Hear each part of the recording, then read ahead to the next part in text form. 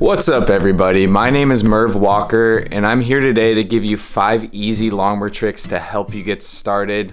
We're going to give you a quick few pointers on decks to choose, and then we're going to get right into these 5 tricks and show you how to get started with them. So the 5 tricks we're going to be talking about, first is the pivot, frontside and backside. We're going to talk about shove-its, which we're going to do nollie or fakie.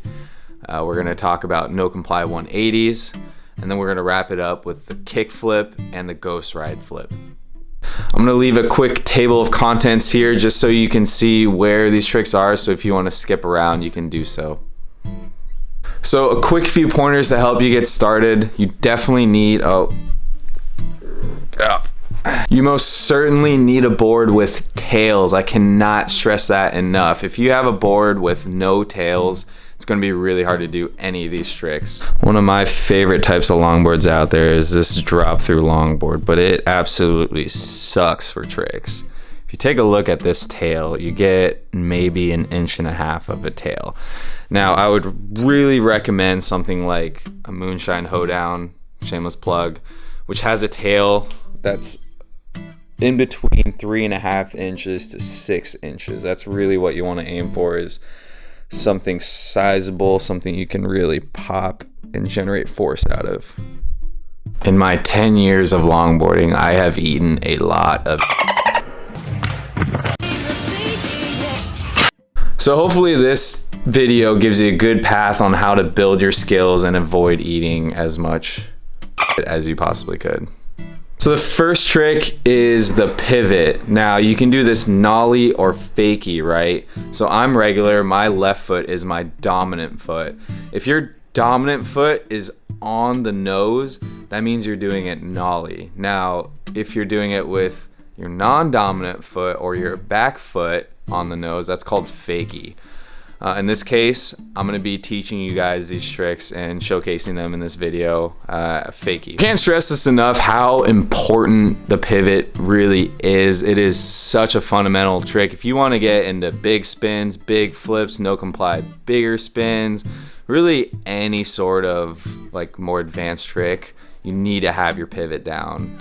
So I spent maybe 3 weeks learning all 4 different ways of pivots. I did them nollie frontside, nollie backside, fakie frontside, fakie backside.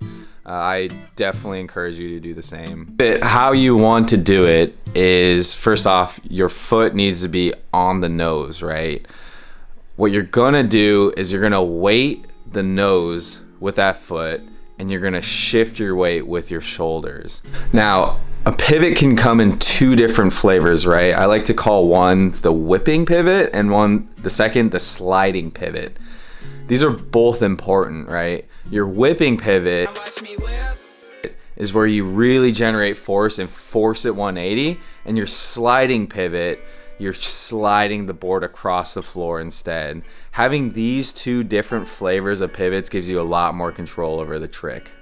So how you do the different kinds is, first off, it depends on the weight of the nose, right? If you have more weight on the nose, let's say you have 80% of your weight on the nose and 20% on your back foot, that's going to be a lot easier for your board to flip 180 with relative ease, right? Now, once you move to the more difficult pivot, which is more of a sliding pivot, more controlled pivot, it's going to be a little different. It's going to be more like 60-40, and you're really going to have to use your shoulders to force that thing around. Explore the amount of weight that you have. Understand that the more weight that you have on the nose, the more of a whipping pivot you're going to have. Try to get both, right? Like, do it at slow speed, whip it around 180. Do it at a faster speed and do a sliding pivot, a more controlled sliding pivot. If you can get both of these types of pivots, you're really going to be in good shape to learn the next tricks I'm talking about here. All right, on to the second trick, which is fakie and nollie shove-its. So this is essentially the pivots that I've been teaching you already.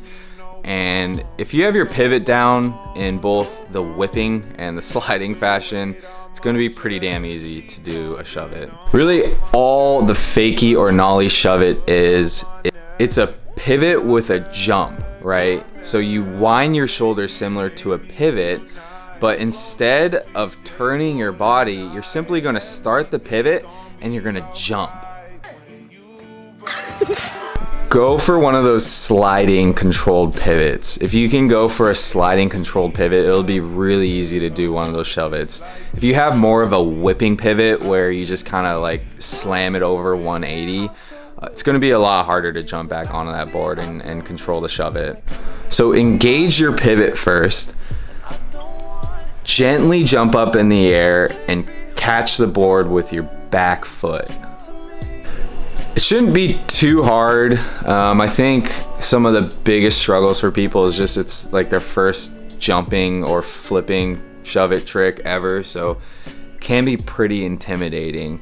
Now, if you're having troubles with the tips I just gave you before, just focus on doing your pivots better, making sure that they're really solid, really comfortable, feeling really confident every time you do a pivot. And if you're still having trouble, you can kind of cheat a shove-it. You can do a pivot and then a body varial the opposite direction. If you kind of like practice those two together, it'll become really easy to get a shove-it. I actually taught my buddy how to shove it in around 2 hours. Yeah. I taught him how to pivot the day before, and then the next day he's like, I'm ready to learn to shove it. And I gave him these tips, and he landed it.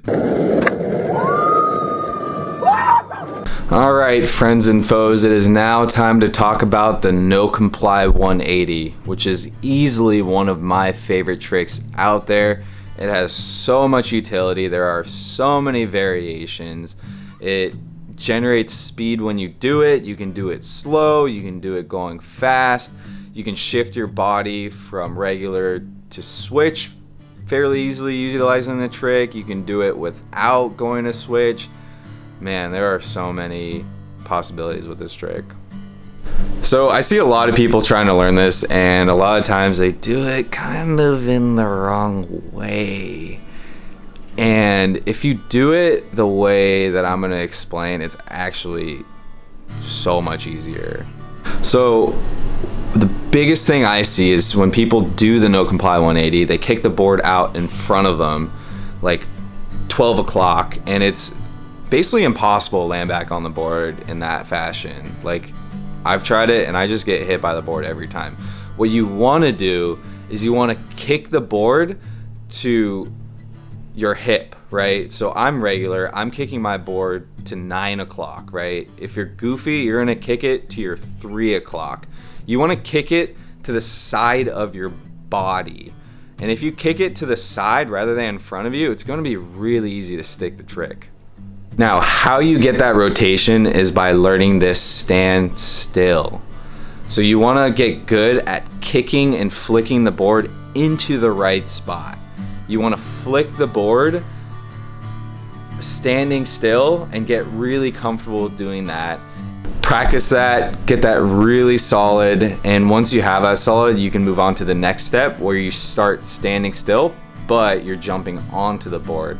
Now, this should be pretty easy once you've got that flick rotation down, but essentially what you want to do is just use that same exact rotation, but jump off the foot that's not kicking the board and land back on the board. There's going to be a bit more timing when you move on to this step, so I would say just focus on flicking the board and jumping off simultaneously. If you can't do that, flick the board and then pause a little bit and then jump off that back foot onto the board.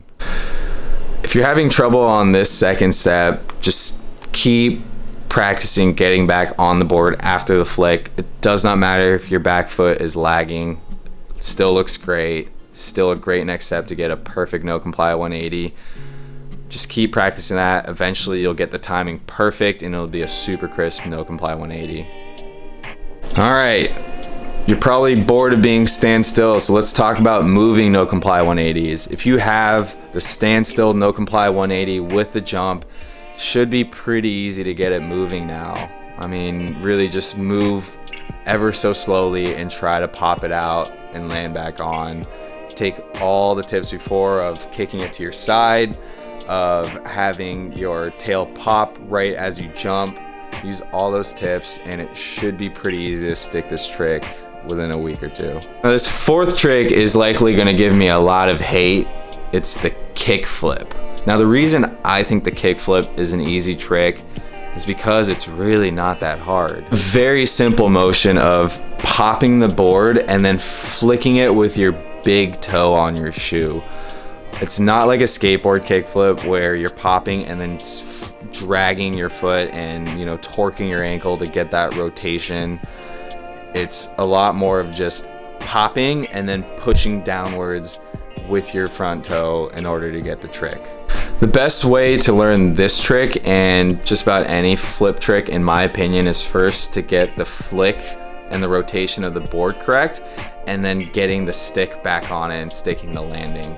So first, to get the flick of the kick flip, you want to practice popping the board up and being comfortable just snapping it up and down. For those people that ride skateboards traditionally, it should be pretty easy for you to get this step. Next, you want to be able to pop it and flick the board with that front foot. Again, you really want to use your front toe of your shoe. You can learn a longboard kickflip with a standard skateboard technique, but it's going to be a lot harder just because the board is so long and because the tails are generally flatter and not as inverted. So pop the board, flick it with your foot. I would recommend you either just bailing or doing kind of like a no comply kickflip to begin with. Once you get comfortable with that flicking motion and your brain can kind of predict where the board is going to go, it's going to be a lot easier to stick the board and not hurt yourself. So take it in steps, make sure you have that flick correct, and then you can start trying to stick the trick. All right, folks, on to the last trick, which is the ghost ride flip.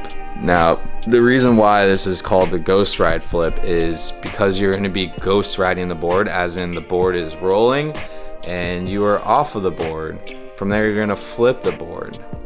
There's a lot of different ways to do it, but the way I'm going to teach you is by stepping on your heel side edge and then flipping it, right? So you're going to step off with your front foot first, and then your back foot is going to generate the flip. You want to focus on putting your foot underneath the deck and then flipping rather than kicking it. If you kick the board, your toes are not going to be very happy. You really want to learn how to get your foot underneath that deck and then flipping it over. Also, you not only want to kick it to flip it, but you want to kick it almost diagonal to where your body actually is. The reason you do that is to get the board actually in front of you so you can roll away. If you're having trouble with this trick, you can always try it just standing still and not moving. It's still pretty fun just to stand there and flip your board around. If you're still having trouble, I would recommend trying the trick and just taking a couple more steps to get that. No shame or harm in doing that. There are a ton of different variations with this trick, and it's really fun and really easy to do at the end of a line, at the beginning of one, and honestly, it looks pretty cool. All right, folks, that about wraps up our video for today. If you enjoyed it, please leave a comment below. Please drop this video a like. Let us know what you thought about the tips. Let us know if you have any other questions. We are more than happy to answer them for you. If you enjoyed this video and want more tutorials like this, we're always happy to make them. Just let us know. Again, my name is Merv Walker. Thanks so much for watching this video till the very end. Hope to see you guys again soon. Bye-bye.